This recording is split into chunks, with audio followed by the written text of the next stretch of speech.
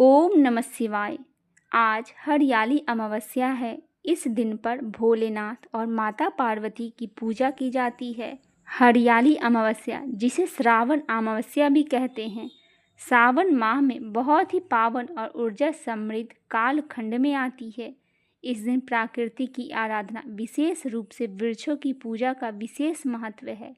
यह परंपरा केवल पर्यावरणीय दृष्टि से ही नहीं, बल्कि धार्मिक और पौराणिक दृष्टिकोण से भी अत्यंत गूढ़ और महत्वपूर्ण मानी जाती है। आइए जानते हैं इस परंपरा के पीछे छिपी हुई गहराई और शिव पार्वती से जुड़ी पौराणिक कथा। इस दिन से जुड़े आध्यात्मिक महत्व के बारे में भी जानेंगे। शिव पार्वती से जुड़ी पौराणिक कथा आइए सुनते हैं। हरियाली अमावस्या पर वृक्ष पूजा का संबंध भगवान शिव और माता पार्वती से भी जुड़ा है। एक पौराणिक कथा के अनुसार एक बार भगवान शिव कैलाश पर्वत पर ध्यान में लीन थे।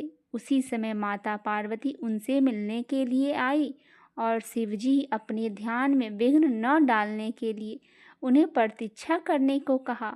माता पार्वती कुछ समय तो शांत बैठी रही, लेकिन जब शिवजी ने ध्यान नहीं तोड़ा तो वह चिंतित हो गई और सोचने लगी कि क्या शिवजी उन्हें भूल गए हैं। इसी दौरान उन्होंने देखा कि एक वृक्ष के नीचे एक ऋषि तपस्या कर रहे थे और उनके ऊपर एक चिड़िया ने अपना घोंसला बना लिया था। चिड़िया के बच्चे अभी छोटे थे और उनकी माँ उन्हें भोजन लाने के लिए बाहर गई थी। अचानक तेज हवा चलने लगी और बारिश में आने के वाली थी। माता पार्वती ने देखा कि ऋषि अपने तप में लीन थे, लेकिन चिड़िया के बच्चे असुरक्षित थे। उन्होंने सोचा कि यदि वे कुछ नहीं करेंगी तो चिड़िया के बच्चे बारिश में भीग जाएंगे और उन्हें ठंड लग जाएगी। माता पार्वती ने एक पत्ती का रूप धारण कर लिया और उस चिड़िया के घोंसले के ऊपर गिर गई ताकि घोंसला बारिश से बच जाए। जब चिड़िया लौटी तो उसने देखा कि उसका घोंसला सुरक्षित है और उसके बच्चे भी ठीक है। वह यह देखकर बहुत प्रसन्न हुई। जब शिवजी का ध्यान टूटा तो उन्होंने माता पार्वती को ढूंढना शुरू किया और उन्हें एक पत्ती के रूप में पड़े देखकर शिवजी ने उनसे पूछा कि वे पत्ती क्यों बन गई। तब माता पार्वती ने उन्हें पूरी घटना बताई और कहने लगी कि उन्होंने असहाय बच्चों की मदद करने के लिए ऐसा किया।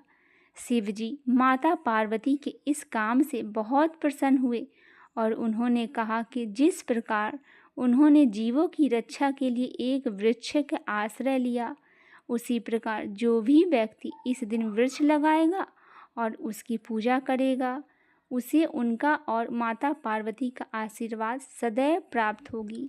इस प्रकार यह कथा संपन्न होती है। आइए भक्तजनों, एक और कथा का श्रवण करते हैं।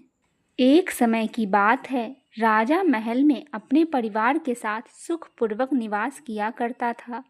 उसका एक पुत्र था जिसकी शादी हो चुकी थी। राजा की पुत्र वधू ने एक दिन रसोई में मिठाई रखी हुई देखी तो वह सारी मिठाई खा गई और जब उससे पूछा गया कि सारी मिठाई कहाँ गई तो उसने कहा सारी मिठाई तो चूहे खा गए। पुत्र वधू की यह बात सुन चूहों ने सुन ली और वे इस गलत आरोप को सुनकर अत्यंत क्रोधित हुई। इसके बाद उन्होंने राजा की बहू को सबक सिखाने का निश्चय कर लिया। कुछ दिनों के बाद महल में कुछ मेहमान आए। चूहों ने सोचा कि यह मौका अच्छा है राजा की पुत्र वधू को सबक सिखाने के लिए। बदला लेने के लिए चूहों ने बहू की साड़ी चुराई और उसे जाकर अतिथि के कमरे में रख दी।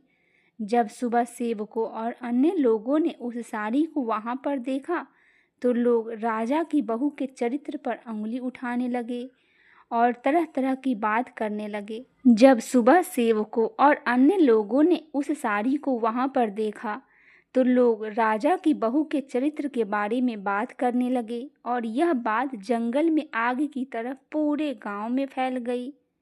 जब यह बात राजा के कानों तक पहुंची तो उसने अपनी पुत्र वधू के चरित्र पर शक करते हुए उसे महल से निकाल दिया। राजा की बहू महल से निकलकर एक झोपड़ी में रहने लगी और नियमित रूप से पीपल के एक वृक्ष के नीचे दीपक जलाने लगी। इसके साथ ही वह पूजा करके गुड़ धानी का भोग लगाकर लोगों में प्रसाद वितरित करने लगी। इस प्रकार कुछ दिन बीत जाने के बाद एक दिन राजा उस पीपल के पेड़ के पास से गुजरे जहां उनकी बहू हमेशा दीपक जलाया करती थी। इस दौरान उनका ध्यान उस पेड़ के आसपास जगमगाती रोशनी पर गया। राजा इसे देखकर चकित हो गया। महल में वापस आने के बाद उन्होंने अपने सैनिकों से उस रोशनी के रहस्य का पता लगाने के लिए कहा। सैनिकों राजा की बात मानकर उस पेड़ के पास चले गए और वहां पर उन्होंने देखा कि दीपक आपस में बात कर रहे थे। सभी दीपक अपनी अपनी कहानी बता रहे थे। तभी एक दीपक बोला, मैं राजा के महल से हूँ। महल से निकलने के बाद राजा के पुत्रवधू रोज मेरी पूजा करती है और मुझे प्रज्वलित करती है। सभी अन्य दीपकों ने उससे पूछा कि राजा की बहू को महल से क्यों निकाला गया। तो उसने बताया कि एक दिन उसने मिठाई खाकर चूहों का झूठा नाम लगा दिया।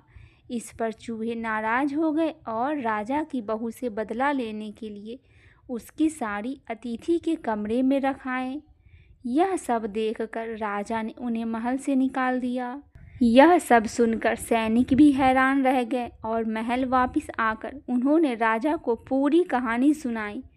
यह सुनकर राजा को अपनी गलती का एहसास हुआ और उसने अपनी पुत्रवधू को महल में वापस बुला लिया।